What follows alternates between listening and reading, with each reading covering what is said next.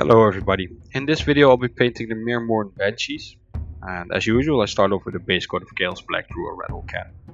Next, through an airbrush I applied a coat of gold grey to the outer rope of the model.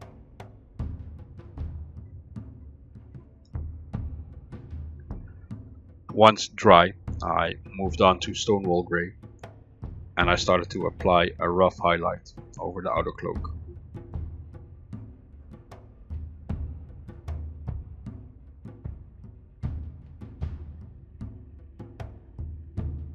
I made sure I painted nearly everything visible except for the deepest recesses, which I tried to avoid.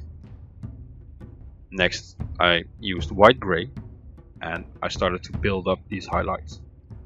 I made sure I stayed on the outside of the model and on the most raised edges of the model.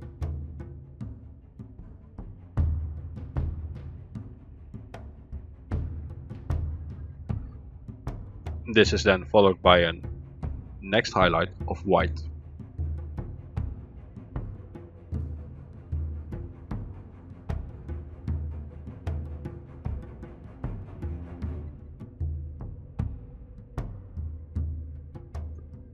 Once that's dry, I moved on to the inner rope of the model and I painted that Adriatic blue. I was careful to not hit the outer rope.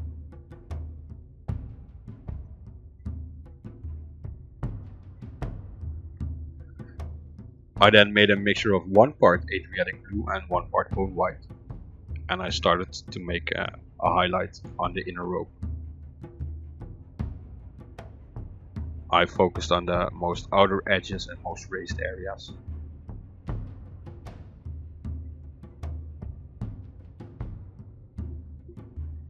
Next I added 1 part ivory to this mixture, and I continued to build up these highlights by reinforcing them towards the outside of the model or the upside of the curves in the rope.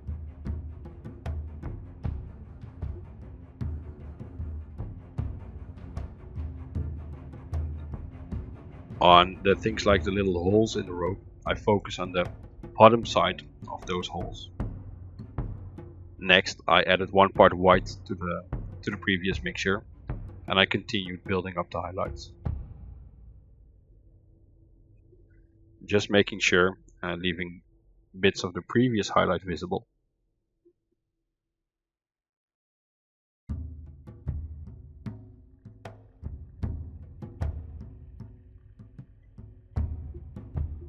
For the next highlight I added 2 more parts white, and I basically repeated the previous layer in smaller areas on the model, just getting the color more vibrant towards the edges and the raised areas.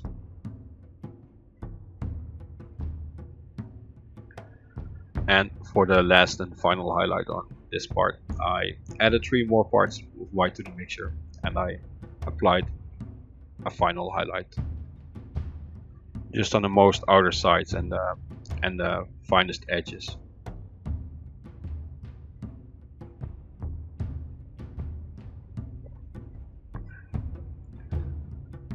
Next I used blue tone through an airbrush and I carefully applied this in a thin layer on the bottom of the outer rope.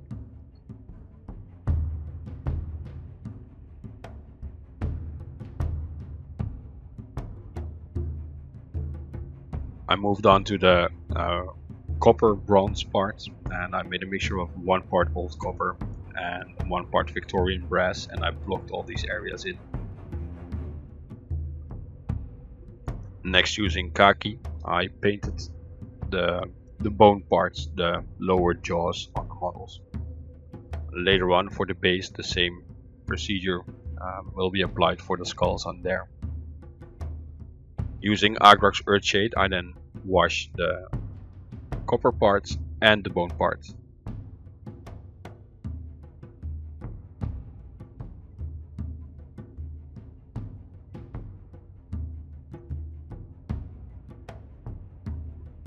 Next, using bone white, I apply a highlight to the bone parts.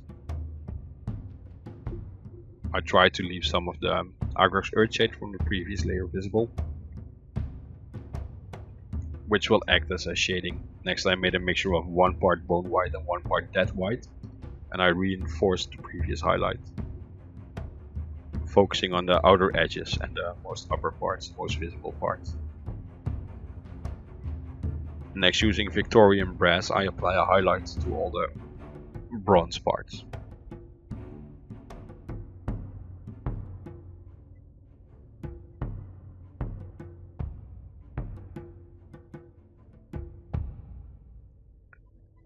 I then used gunmetal to paint the blades of the knives.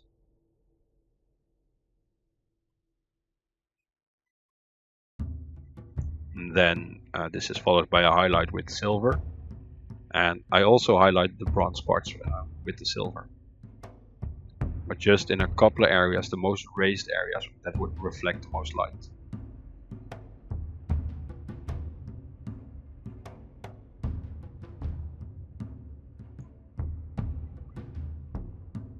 Using Panzer Dark Grey, I painted the base whilst I was waiting for the silver to completely dry.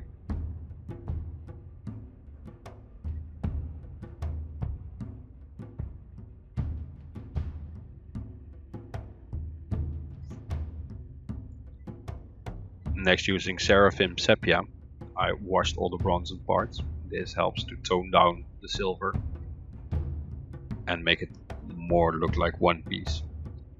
And then using Pale Blue Grey, I paint in the arms and the heads of the models.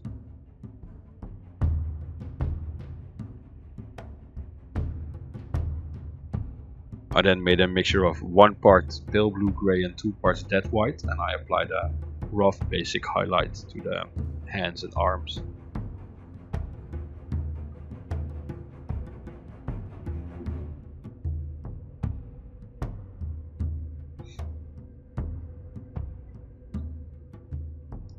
I then added 4 parts Dead White to that mixture, and I applied this as a most outer highlight to the hands and arms.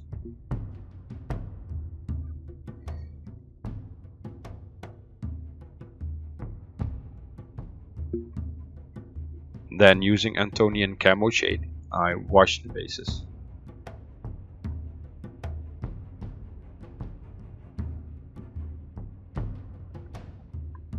And as you can see, I applied it fairly thick to the bases. Using Gold Grey, I then dry brush all the stonework on the bases.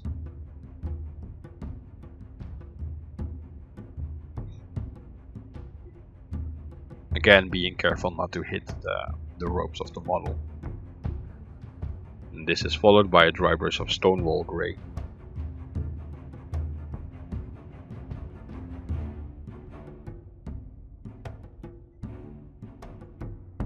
And for the most raised and outer areas of the model, I used a little bit of Longbeard Grey to reinforce all the highlights. Again, I dry brushed this on.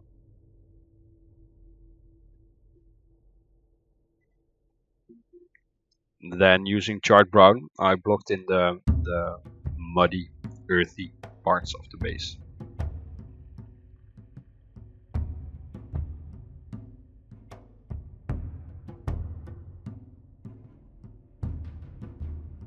And this was then followed by a dry brush of Beastie Brown.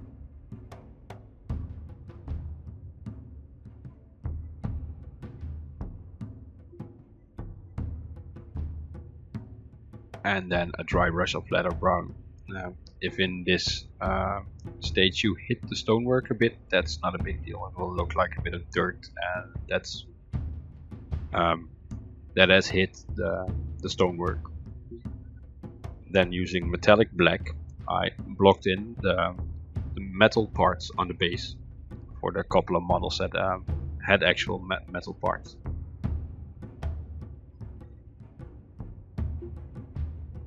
These parts were then washed with Airbrush Earthshade to make them look old and worn.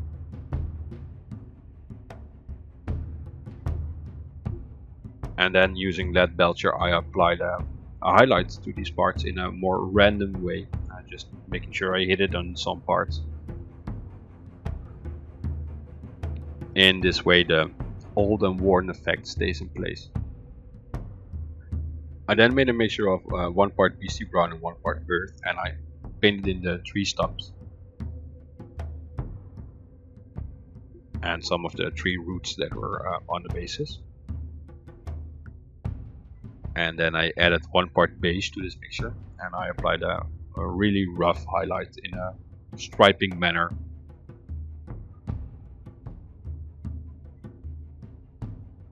This also gives the idea of the graining in the bark.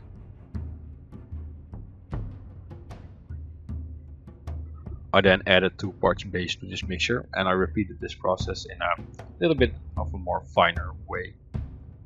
So some thinner lines, and but still very random, just making sure it's on there and it's nicely visible.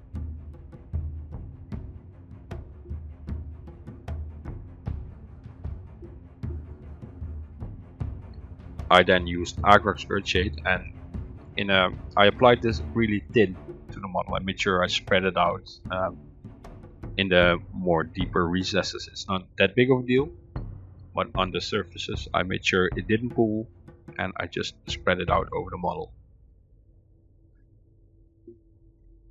Then I used Deep Forest Skin, and I painted in all the green parts on the bases, all the leaves and the little vines that were going there. I then made a mixture of 1 part Deep Forest Skin and 1 part Sherwood Green, and I applied the highlights to all these parts. As for the loose leaves that are on there, you don't need to apply the first coat. If you don't want to, you can just take the second coat and the final coat. Then using pure Sherwood Green, I apply the next highlight to the green parts.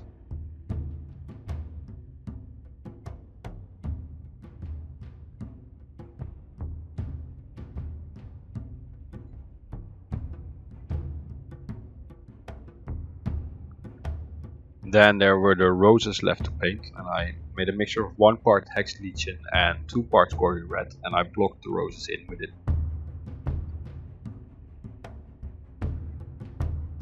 Then using pure Gory Red, I apply a highlight to all the leaves on the roses.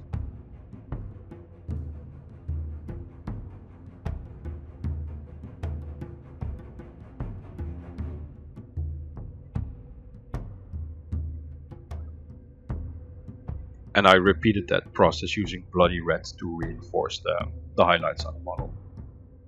And that actually finishes up these models. All in all, these were a lot of fun to paint. At certain points I wasn't really sure where to go with them, but in the end I'm pretty happy with the end result. So I hope you liked this video. Please like, share, subscribe if you want to. Leave a comment as well if you want to.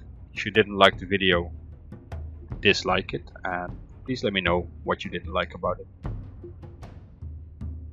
Thanks for watching, and see you next time. Bye bye.